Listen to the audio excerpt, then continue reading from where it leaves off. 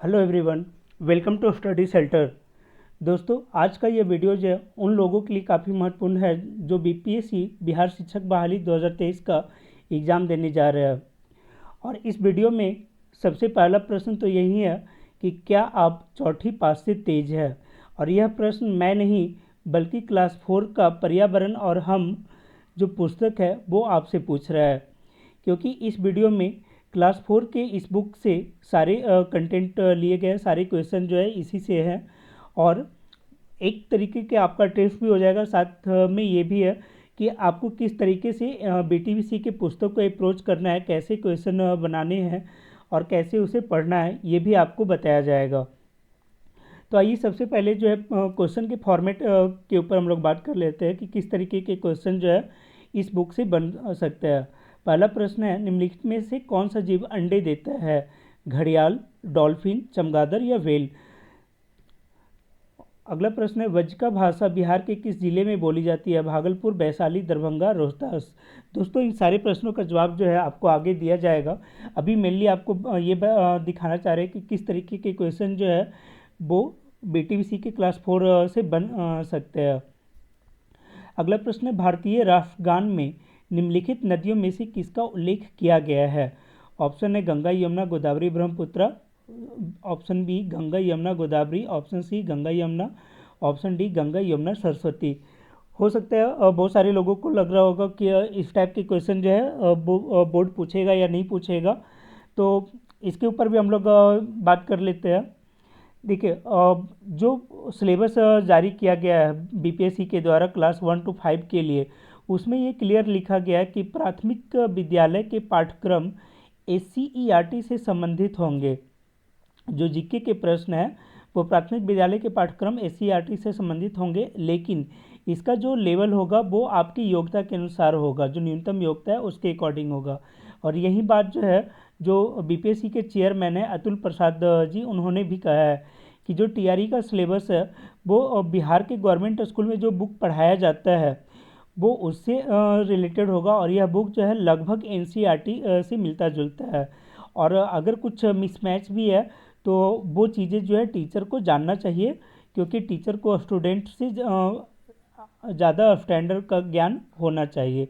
तो ये बात जो है चेयरमैन के द्वारा भी बोला गया है, और बीपीएससी के जो सिलेबस जारी किया गया उसमें भी ये दिया गया है। तो हम लोग जो है उसी को ध्यान में रखकर क्लास 4 के एनसीईआरटी बीटीवीसी को हम लोग यहाँ पे लाए हैं, और इससे जुड़े हुए जो भी प्रश्न बन सकते हैं उन सभी को आपको जो है कराया जाएगा। तो आइए देखते हैं। देखिए, इस क्लास 4 में जो है टोटल 26 चैप्टर है, लेकिन सारे चैप्टर जो है इम्पॉर्टेंट नहीं है, ना ही एग्ज़ाम के लिए रिलेवेंट है। तो मैंने जो उसमें से 3 से 4 जो चैप्टर है उसके कंटेंट को यहाँ पे लिया है, जो आपके एग्ज़ाम में जहाँ से क्वेश्चन बन सकते हैं। उसमें पहला है पार्ट 2 का चैप्टर है, कोई देता अंडे कोई देता बच्चे। इस चैप्टर में मेनली यह बताया गया कि कुछ जीव जंतु जो है वो अंडे देते हैं और कुछ डायरेक्ट बच्चे को जन्म देते हैं। तो उन्हीं से रिलेटेड जो है हम लोग यहाँ पे पढ़ेंगे। साथ ही इसमें ये भी बताया गया कि जो जीव जंतु होते हैं उनके बच्चे का अलग अलग नाम होता है। जैसे गाय और भैंस के जो बच्चे होते हैं उन्हें बछड़ा कहा जाता है, कुत्ते के बच्चे को क्या कहा जाता है, ये सारा जो है आपको यहाँ पे मिल जाएगा देखने को। तो आइए देखते हैं। बोला गया है कि मुर्गी और बत्तख जो है अंडे देते हैं, गाय बकरी बच्चे देते हैं, और कुत्तियाँ हमको पिल्ले देती है। अर्थात कुत्ते के जो बच्चे होते हैं उसे क्या बोला जाता है? पिल्ला बोला जाता है। सूअर देता छौना, अर्थात सूअर के बच्चे को क्या बोला जाता है? छौना बोला जाता है। तो एक क्वेश्चन तो आपको यहीं पे बन जा रहा है कि सूअर के बच्चे को क्या बोला जा रहा है। उसके बाद है सांप छिपकली अंडे देते, बिल हो चाहे कोना। उसके बाद वेल डॉल्फिन जो है बच्चे देते हैं, जब कि चमगादड़ भी जो है वो बच्चे को जन्म देता है। वहीं अगर बात करें मगर और घड़ियाल की, तो ये अंडे देते हैं, और कछुआ जो है वो भी अंडे देता है, जो कि बालू का घर बनाकर अपने अंडे को सेता है, यह संरक्षित करता है। तो अब देख हो सकता है आपको जो है इस कविता से ज़्यादा आइडिया नहीं लगा होगा, लेकिन जैसे ही इसके ऊपर आधारित प्रश्न आपको पूछा जाएगा तो आपको काफ़ी आइडिया लग जाएगा। यहाँ पे एक और देख लेते हैं, भेड़ के जो बच्चे होते हैं उसे मेमना कहा जाता है ना। और जो शेर के बच्चे होते हैं उसे शावक बोला जाता है। और बकरी के बच्चे को भी जो है मेमना बोला जाता है, ये भी आपको ध्यान रख सकते हैं। तो देखते हैं प्रश्न को। प्रश्न है, निम्नलिखित कौन सा जीव अंडे देता है? तो अभी हम लोगों ने देखा कि डॉल्फिन जो है वो बच्चे को जन्म देता है, चमगादड़ भी बच्चे को जन्म देता है, और व्हेल मछली भी जो है वो बच्चे को जन्म देती है। तो इसका सही आंसर हो जाएगा घड़ियाल। घड़ियाल और मगरमच्छ जो है वो क्या करता है, अंडे को जन्म देता है, मतलब अंडे देता है। अगला प्रश्न है, सुअर के बच्चे को किस नाम से जाना जाता है? पिल्ला, बोर, छौना या फॉल? तो अभी मैंने बताया कि सुअर के बच्चे को छौना के नाम से जाना जाता है। इसे पिगलेट भी बोला जाता है, ये भी आप ध्यान रख सकते हैं, इंग्लिश में इसे पिगलेट बोला जाता है। अगला प्रश्न है, कौन सा जीव बालू का घर बनाकर उसमें अंडे देता है? तो ऑप्शन है चमगादड़, कछुआ, डॉल्फिन या व्हेल। तो अभी मैंने बताया था कि कछुआ जो है वो बालू का घर बनाकर उसमें अंडे देता है और उसे संरक्षित करता है। आप को मालूम होगा कि उड़ीसा का एक बीच है, गहीर माथा बीच। कौन सा है? गहीर माथा बीच, जहाँ पे हजारों की संख्या में जो है कछुए प्रवास करते हैं और वहाँ अंडे देते हैं। तो ये भी आप ध्यान रखिएगा। अगला प्रश्न है, निम्नलिखित में कौन सा जीव अंडे नहीं देता? आपको जहाँ भी नहीं का शब्द लगा हुआ हो क्वेश्चन में, उसे आप ध्यान से पढ़ना। तो यहाँ पूछा जा रहा है कौन सा जीव अंडे नहीं देता? छिपकली अंडे देता है, सांप अंडे देता है, चमगादड़ जो है वो बच्चा देता है, और जबकि मगरमच्छ अंडे देता है। तो अब आपको जो है इस चैप्टर का इम्पोर्टेंस पता चल रहा होगा कि हाँ, देखने में ये एक कविता है लेकिन इससे काफ़ी अच्छे क्वेश्चन बन सकते हैं। अगला टॉपिक है कि यहाँ बताया गया कि हमारे मुंह में जो है अलग अलग तरह के दांत होते हैं। चूँकि ये क्लास 4 का है तो यहाँ पे जो है 3 कैटेगरी में बांटा गया है, मोलर, केनाइन और इंसाइजर। जबकि एक्चुअल में हम लोग जो है हायर स्टैंडर्ड में बात करें तो 4 कैटेगरी में बांटा जाता है तीत को। एक होता है प्री मोलर, फिर मोलर, केनाइन और इंसीजर, है ना। तो यहाँ आप देख सकते हैं ये बीच का जो टीथ है उसे जो है इंसाइजर बोलते हैं, जबकि साइड इंसाइजर के जस्ट लगे जो होता है वो केनाइन होता है। केनाइन के बाद प्री मोलर होता है और लास्ट में जो है वो मोलर होता है। अब बात करते हैं कि इनका यूज क्या होता है। तो जो इंसाइजर होता है जो आगे की दांत है उसका यूज होता है काटने के लिए। इन्हें हिंदी में रत्नक भी कहा जा रहा है। तो आप हिंदी सॉरी रत्नक जो है इसे बोला जा रहा है छिलने वाले दांत को, ठीक।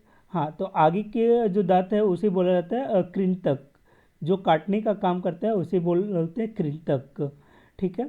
जो छिलने वाले दांत हैं उन्हें बोला जा रहा है रत्नक या केनाइन, ठीक। जो आपका इंसिंजर के जस्ट बगल में है तो उसे जो है केनाइन बोला जा रहा है। रत्नक इनका काम क्या है? तो अनाज या जो भी हम लोग खाना खा रहे हैं उसे छिलने का काम करते हैं। जबकि चबाने का काम जो है वो मोलर और प्री मोलर दोनों के द्वारा किया जाता है। तो ये आपको ध्यान में रखना है। अब बात है कि इससे रिलेटेड क्वेश्चन किस तरीके का बन सकता है। तो आप देख सकते हैं क्वेश्चन है कि निम्नलिखित में कौन सा युग्म सही सुमेलित है? ऑप्शन है छेदक या इंसीजर, केनाइन, मोलर, और दूसरे साइड में दिया गया है उनके यूज, काटने का दांत, फाड़ने का दांत, चबाने का दांत। अब यहाँ पूछा गया है कि सही कूट का चयन करें, मतलब कौन सा मिलान सही है? केवल एक, एक और दो दोनों, एक और तीन दोनों, या सभी सुमेलित है? तो यहाँ पे जो है सभी सुमेलित है, लेकिन हो सकता है एग्जाम में आपको जो है वो मिलाने के लिए भी दे सकता है। तो आप जो है इसे ध्यान में रखना कि किस तीत का क्या यूज है। बढ़ते हैं अगले प्रश्न की ओर। देखो चूँकि तीत के बारे में बोला गया है तो तीत से रिलेटेड कुछ और भी जानकारियां हैं जो हम लोग यहाँ पे देख लेते हैं। पहला तो इसमें बताया गया है कि जिस तरह हमारे दांत होते हैं उसी तरह जानवरों के भी दांत होते हैं और उनके दांत भी गिरते हैं। कुछ जानवरों जैसे घोड़ा और शेर के दांत मनुष्यों की तरह एक बार गिरते हैं और उनकी जगह फिर नए दांत आते हैं, लेकिन सांप और मगरमच्छ अपने जीवन में कई बार अपने दांत बदलते हैं, मतलब इनका दांत जो है वो चेंज होते रहता है। अब देखो इससे किस तरीके का प्रश्न बन सकता है। पहला हम लोग है कि मनुष्य की तरह किस जानवर के दांत एक बार गिरते हैं और उनकी जगह नए दांत आ जाते हैं? ऑप्शन है घोड़ा, शेर, मगरमच्छ या उपरोक्त में एक से अधिक। तो यहाँ पे सही आंसर हो जाएगा घोड़ा और शेर, मतलब उपरोक्त में एक से अधिक इसका सही आंसर होगा। घोड़ा और शेर दोनों के जो है दांत मनुष्य की भांति होते हैं, जो टूटने के बाद एक बार वापस आ जाता है। अगला प्रश्न है, मनुष्य निम्नलिखित में कौन सा जानवर अपने जीवन काल में कई बार अपनी दांतें बदलते हैं? ऑप्शन है घोड़ा, सांप, मगरमच्छ या फिर बी और सी दोनों। तो यहाँ पे सही आंसर हो जाएगा सांप और मगरमच्छ दोनों, अर्थात ऑप्शन नंबर डी। तो इस तरीके से जो है एक लाइन से काफ़ी अच्छे क्वेश्चन जो है बन सकते हैं, और ये बीटीबीसी या एनसीईआरटी का ही कमाल है, जहाँ पे आपको एक छोटा सा लाइन काफ़ी कुछ बतला के जाता है। अब हम लोग देखते हैं अगले प्रश्न को। अगला प्रश्न है, मनुष्य में कितनी दूध के दांत अर्थात 2 बार निकलने वाले दांत होते हैं? तो ऑप्शन है 16, 18, 20 या 22। तो इसका सही आंसर हो जाएगा 20। हमारे 20 दांत ऐसे होते हैं, आपको मालूम होगा हमारे टोटल जो है 32 तीत होते हैं, तो उसमें 20 ऐसे होते हैं जो दूध के दांत बोले जाते हैं, अर्थात टूटने के बाद दोबारा आ जाते हैं। देखते हैं अगले टॉपिक को। अगला बताया गया है कि पहले प्रश्न को ही देख लेते हैं। पूछा गया है कि बर्फीली प्रदेशों में बर्फ से बनाए गए घर को क्या कहते हैं? ऑप्शन है इग्लू, रोडोबेल्स, हाउस बोट या रैन बसेरा। तो सही आंसर हो जाएगा इग्लू। बर्फीले प्रदेश में जो बर्फ़ के घर बनाए जाते हैं, बर्फ़ से बनाए गए जो घर होते हैं, उसे इग्लू कहा जाता है। और ऐसा इसलिए होता है क्योंकि इसके अंदर का टेम्परेचर जो है वो बाहर के टेम्परेचर की तुलना में काफ़ी मतलब ज़्यादा होता है। जैसे अगर बाहर में आपका -40 का टेम्परेचर है, तो अंदर में जो है आप का -10 भी हो सकता है, और 0 के आसपास भी हो सकता है। मतलब बाहर के कंपेरिजन में जो है अंदर का टेम्परेचर अधिक होता है, जिसके कारण जो है लोग आसानी से वहाँ पे अपना जीवन यापन कर लेते हैं। अगला प्रश्न है, भारतीय राष्ट्रगान में निम्नलिखित नदियों में से किसका उल्लेख किया गया है? तो ऑप्शन है ए, बी, सी, डी, और इसका सही आंसर हो जाएगा गंगा और यमुना। देखो ये जो प्रश्न है डायरेक्ट एनसीईआरटी मतलब बीटीबीसी से ही लिया गया है। वहाँ पे कुछ इस तरीके से दिया गया था, ऊपर में जो हमारा राष्ट्रगान दिया हुआ है, आपको मालूम होना चाहिए हमारा राष्ट्रगान कौन सा है। जन गण मन जो है हमारा राष्ट्रगान है। तो उसके नीचे ये दिया गया था कि इस गान में कुछ राज्य, पर्वत और नदी के नाम हैं, उनके नाम लिखिए। तो हो सकता है आपको डायरेक्ट यहाँ से पूछा जाए कि जो हमारा राष्ट्रगान है उसमें किस राज्य का नाम उल्लेखित है या किस राज्य का नाम उल्लेखित नहीं है। दूसरा प्रश्न बन सकता है कि किस पर्वत का नाम उल्लेखित है। तीसरा प्रश्न बन सकता है किस नदी का नाम उल्लेखित है। तो आप जो है इस पॉइंट ऑफ व्यू से जो है एक बार राष्ट्रगान को देख लेना। तो एक बार हम लोग देख लेते हैं। जन गण मन अधिनायक जय हे भारत भाग्य विधाता। पंजाब, सिंध, गुजरात, मराठा, द्राविड़, उत्कल, बंगा। तो यहाँ आप देख सकते हैं टोटल 7 स्टेट का यहाँ पे जिक्र किया गया है।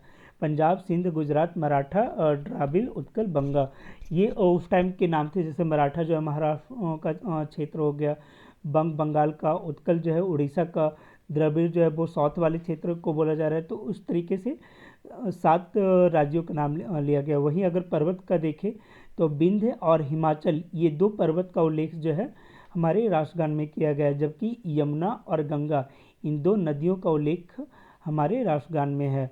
तो इस तरीके से जो है आप चीज़ों को सूक्ष्मता से देखें तो काफ़ी कुछ जानने को मिल जाएगा। अब बात करते हैं कि हमारे राष्ट्रगान को लिखा किसने था। तो हमारे राष्ट्रगान को जो है कवि रविन्द्रनाथ टैगोर के द्वारा लिखा गया था।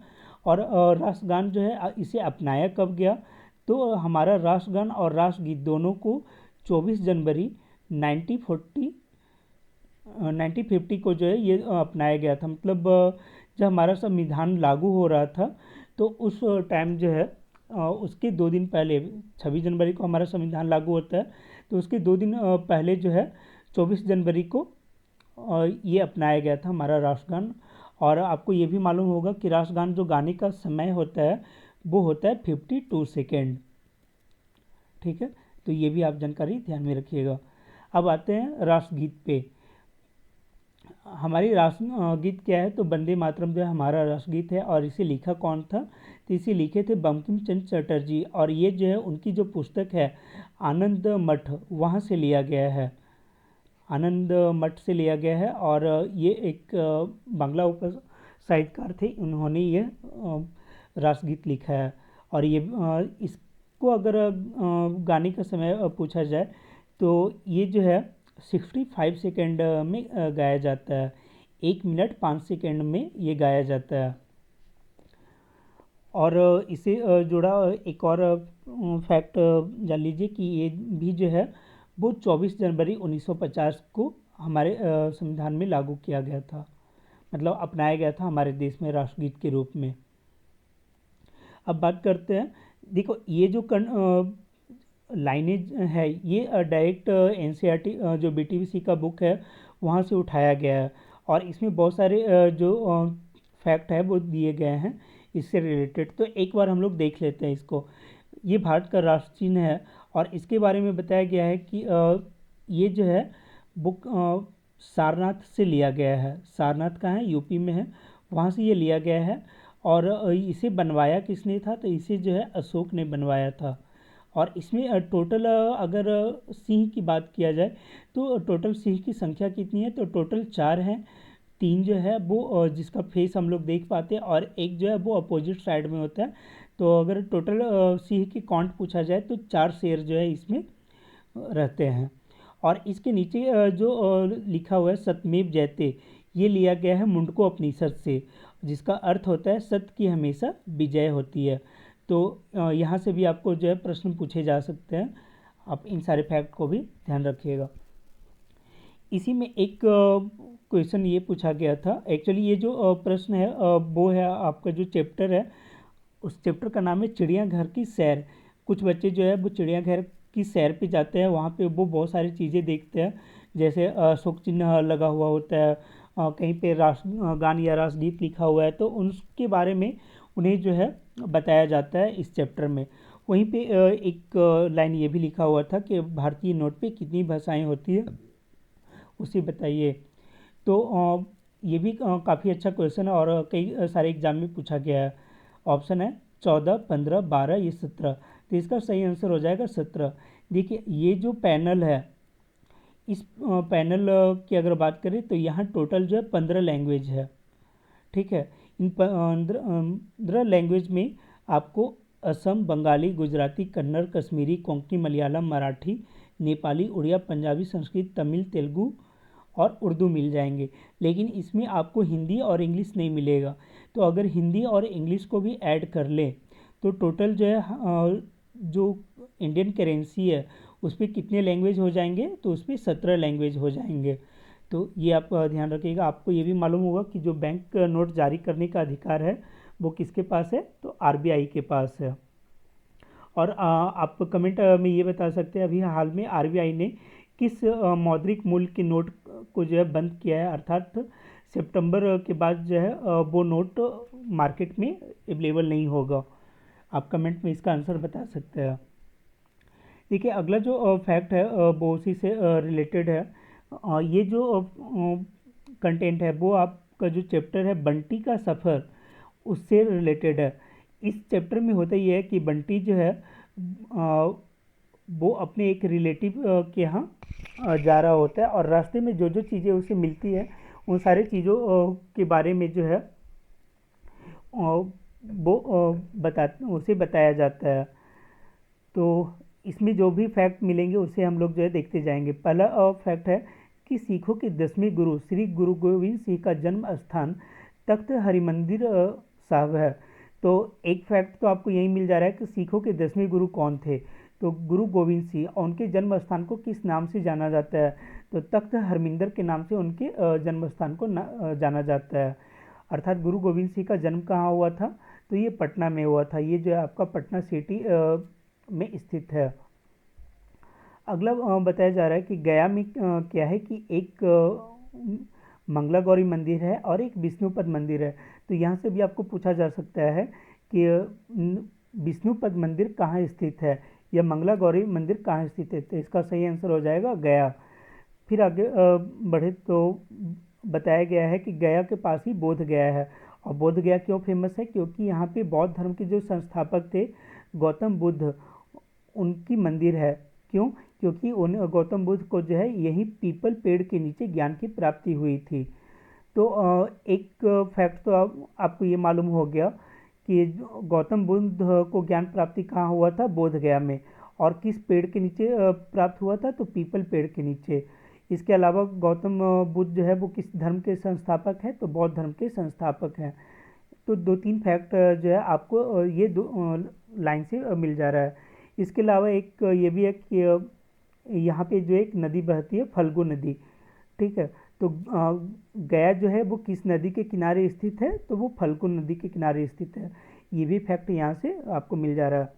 आगे बताया गया है कि अबरख जो है वो एक चमकने वाला पदार्थ है। और इसके खाने जो है वो कहाँ पाया जाता है? कोडरमा में पाया जाता है। तो ये भी आपसे पूछा जाता है कि अबरख के खान कहाँ पाए जाते हैं?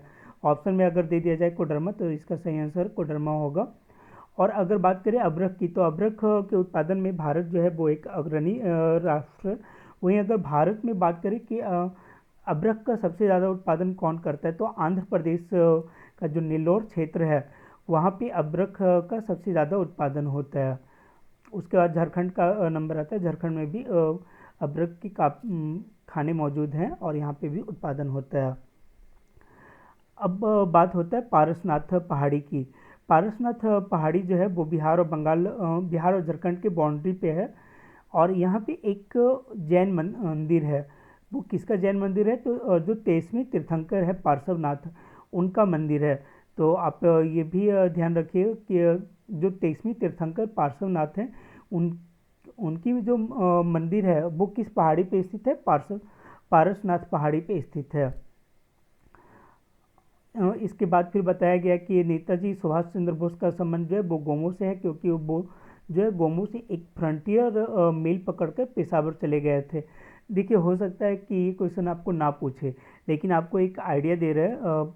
एक बार बीपीएससी ने ये पूछा था कि जो बिरसा मुंडा है उसे सोते हुए अंग्रेजों ने कब गिरफ्तार किया? ठीक है। तो इस टाइप के अल्टर क्वेश्चन जो है कभी कभी पूछ लिए जाते हैं, तो आपको जो है वो ध्यान रखना है। ठीक है। इसके बाद आते हैं अगले तो अगला क्वेश्चन इसी से रिलेटेड है कि पारसनाथ पहाड़ी पर किस जैन तीर्थंकर का मंदिर है? और इस मंदिर का जो नाम है वो है श्री समेत शिखर।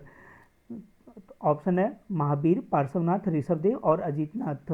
तो इसका सही आंसर हो जाएगा पार्श्वनाथ। पार्श्वनाथ की जो निर्वाण प्राप्ति हुई है, अर्थात जो उनकी मोक्ष प्राप्ति हुई है, वो इसी पहाड़ी पे हुआ था, पार्श्वनाथ पहाड़ी पे। और उसी से रिलेट करके वहाँ पे एक मंदिर बनाया गया है, श्री समेत शिखर मंदिर। तो आपको ध्यान रखना है। और ये जो है वो कैवें तीर्थंकर थे? 23वें तीर्थंकर थे। पहले कौन थे? तो पहले जो है वो ऋषभ देव हैं। और अजीतनाथ जो है वो सेकेंड तीर्थंकर थे। वहीं अगर महावीर की बात करें तो महावीर जो है वो 24वें तीर्थंकर थे। और जैन धर्म का वास्तविक संस्थापक जो है वो महावीर को माना जाता है। इनके कुछ प्रतीक चिन्ह भी होते थे, जैसे महावीर का जो प्रतीक चिन्ह है वो सिंह है। वहीं अगर पार्श्वनाथ की बात करें तो इनका जो प्रतीक चिन्ह है वो सर्प है। ऋषभ देव की बात करें तो इनका जो प्रतीक चिन्ह है वो साढ़ है। और अजीतनाथ का जो प्रतीक चिन्ह है वो हाथी है। तो कभी कभी ये भी पूछ लिया जाता है कि महावीर का प्रतीक चिन्ह क्या था। देखते हैं अगले टॉपिक को। अगला है कि दामोदर नदी दिखाई दी, तो ये भी पूछा जा सकता है कि दामोदर नदी निकलती कहाँ से है? तो दामोदर नदी जो है वो छोटा नागपुर पठार से ही निकलती है। और दामोदर नदी के किनारे ही जो है वो बोकारो स्थित है। और बोकारो में जो एक इस्पात फैक्ट्री है, तो पूछा जा सकता है कि बोकारो में इस्पात फैक्ट्री जो है वो किस देश के द्वारा लगाया गया था? तो इस टाइप के क्वेश्चन जो है यहाँ से बन सकते हैं, क्योंकि बोला गया है कि आपका जो क्वेश्चन पूछा जाएगा वो यहीं से पूछा जाएगा, लेकिन जो लेवल है वो लेवल आपका जो योग्यता है उसके अकॉर्डिंग होगा। तो इस टाइप के क्वेश्चन यहाँ से बन सकते हैं। आगे बात करें, यहाँ बताया गया कि ओराव जनजाति जो है वो झारखंड की एक जनजाति है। इसके अलावा बिहोर, मुंडा और संथाल भी जो है झारखंड की आदिवासी है। इसके फिर बताया गया ओराव जो जनजाति है वो कौन सी भाषा बोलते हैं, तो खुडुक भाषा जो है वो ओराव जनजाति के द्वारा बोला जाता है। इसके अलावा मुंडा, मुंडारी और संथाली भाषा भी जो है वो बोला जाता है। आगे बात करते हैं। इसके बाद बताया गया है कि झारखंड में जो है कुछ और भी बोली हैं, जैसे सादरी, नागपुरी और खोरथा, ये झारखंड की बोली है। तो मे भी आप को झारखंड से रिलेटेड बोली के बारे में ना पूछा जाए, लेकिन जो है इस टाइप की क्वेश्चन आपके बन सकते हैं कि बोकारो स्टील प्लांट की स्थापना किस देश की मदद से की गई थी। तो इसका सही आंसर हो जाएगा सोवियत संघ। वहीं अगर बात करें ब्रिटेन के द्वारा, तो ब्रिटेन के द्वारा जो है वो आपका राउरकेला का जो इस्पात कारखाना है वो बनाया गया था। और फ्रांस के द्वारा वैसा कोई नहीं बनाया गया था, लेकिन हाँ जो सोवियत संघ है उसके द्वारा जो है 2-3 बनाए गए थे, जैसे बोकारो स्टील प्लांट। इसके अलावा भिलाई का जो इस्पात कारखाना है वो भी सोवियत संघ के द्वारा बनाया गया। आपको अगर बिहार में बात करें तो बिहार में बरौनी जो रिफाइनरी है वो भी सोवियत संघ के हेल्प से बनाया गया है। और जर्मनी की हेल्प से जो है, ये भी आप ध्यान रखिएगा, जर्मनी की हेल्प से दुर्गापुर का जो है वो आपको इस्पात कारखाना बनाया गया था। और इसके अलावा एक और नहीं, वो ब्रिटेन का था राउरकेला, तो वो मैंने आपको बता दिया। तो आप ये ध्यान रखिएगा कि बोकारो स्टील प्लांट किसने बनाया, सोवियत संघ ने। और भिलाई स्टील प्लांट और बरौनी रिफाइनरी ये भी जो है सोवियत संघ की हेल्प से बनाया गया था। जबकि ब्रिटेन ने जो है राउरकेला प्लांट की स्थापना की थी, बनाने में हेल्प किया था। और जर्मनी ने जो है वो दुर्गापुर प्लांट बनाने में हेल्प किया था। अगले प्रश्न को देखते हैं। आगे बताया गया है जैसे झारखंड में बहुत तरीके के लैंग्वेज थे, उसी तरीके से बिहार में भी बहुत सारे लैंग्वेज है। तो उन्हें एक बार जान लेते हैं। बताया गया है कि मगही जो बोली है वो पटना, गया और नालंदा में बोला जाता है। वही जो बज्जिका भाषा है वो वैशाली और मुजफ्फरपुर में बोली जाती है। जबकि मैथिली बोली जो है वो दरभंगा और मधुबनी में बोली जाती है। और अंगिका बोली कहाँ के लोग बोलते हैं, तो वो मुंगेर और भागलपुर के क्षेत्र के जो लोग हैं वो अंगिका भाषा बोलते हैं। और भोजपुरी जो है वो भोजपुर और रोहतास ज़िले के लोग बोलते हैं। तो इस तरीके से बिहार के लैंग्वेज के बारे में भी यहाँ पे बताया गया, और ये जो है आपके एग्ज़ाम के लिए काफ़ी महत्वपूर्ण हो जाता है। इसके साथ ही कुछ और फैक्ट यहाँ पे बताया गया है, जैसे कि कांके में जो पागल खाना है, नेतरहाट और जोन्हा में जलप्रपात है। तो आइए अब इनसे रिलेटेड कुछ क्वेश्चन देख लेते हैं। पूछा जा रहा है बज्जिका भाषा बिहार के किस जिले में बोली जाती है। ऑप्शन है भागलपुर, वैशाली, दरभंगा, रोहतास। तो अभी हम लोगों ने यहाँ पे देखा था कि जो बज्जिका भाषा है वो वैशाली और मुजफ्फरपुर में बोली जाती है। तो इसका सही आंसर हो जाएगा वैशाली। और अगर मुजफ्फरपुर रहता तो मुजफ्फरपुर भी इसका एक आंसर हो जाता। वही अगर अगले प्रश्न की बात करें तो अंगिका भाषा बिहार के किस जिले में बोली जाती है। ऑप्शन है मुंगेर, दरभंगा, मधुबनी, रोहतास। तो इसका सही आंसर हो जाएगा मुंगेर और भागलपुर में जो है वो अंगिका भाषा बोली जाती है। आपको मालूम होगा अंग प्रदेश जो है वो भागलपुर का क्षेत्र था, और कर्ण जो है वो अंग प्रदेश के राजा माने जाते हैं। तो इस क्षेत्र में जो बोली बोली जाती है उस अंगिका बोली कहते हैं। इसी तरीके से आपको और भी पूछा जा सकता है, जैसे कि मैथिली बोली जो है वो किस ज़िले में बोली जाती है, या फिर भोजपुरी जो है वो किस ज़िले में बोली जाती है, मगही बोली किस ज़िले में बोली जाती है। तो एक बार आप जो है अगर बुक को पढ़ लेते हैं तो काफ़ी आपको हेल्प मिल जाएगा। फिर अगला प्रश्न है जोन्हा जलप्रपात, जिसे गौतम धारा जलप्रपात भी कहा जाता है, कहाँ स्थित है। ऑप्शन है बिहार, झारखंड, यूपी, एमपी। आप पूछोगे कि ये तो दिया नहीं गया था, तो आप देख सकते हो यहाँ पे दिया गया कि जोन्हा का जलप्रपात जो है वो पाया गया मिला था। तो ये रांची से कुछ किलोमीटर दूरी पे है। तो ऑब्वियस सी बात ही ये झारखंड में आएगा। तो पूछा जा सकता है कि जोनास जलप्रपात कहाँ स्थित है, तो इसका सही आंसर हो जाएगा झारखंड। उम्मीद है कि आपको इस तरीके से पता चल गया होगा कि जो फोर्थ क्लास का BTBC है वो किसी मायने में जो है कम नहीं है। और यहाँ से काफ़ी अच्छे अच्छे क्वेश्चन जो है आपको एग्ज़ाम में देखने को मिल जाएंगे। तो BTBC को आप ज़रूर पढ़ें, चाहे आप किसी भी कोचिंग या हाई इंस्टीट्यूट में पढ़ रहे हो, कहीं भी क्लास ले रहे हो। अगर आप BTBC को नहीं पढ़ रहे हैं तो आप गलत कर रहे हैं। आप इसे पढ़ें और इससे जुड़े जो प्रश्न बन सकते हैं उसे सॉल्व करने का कोशिश करें। तो इस वीडियो में इतना ही। अगर आपको वीडियो अच्छा लगा होगा तो आप अपने दोस्तों को इसे शेयर करें, इसे लाइक करें और चैनल को सब्सक्राइब कर लें। इस वीडियो में इतना ही। Thank you.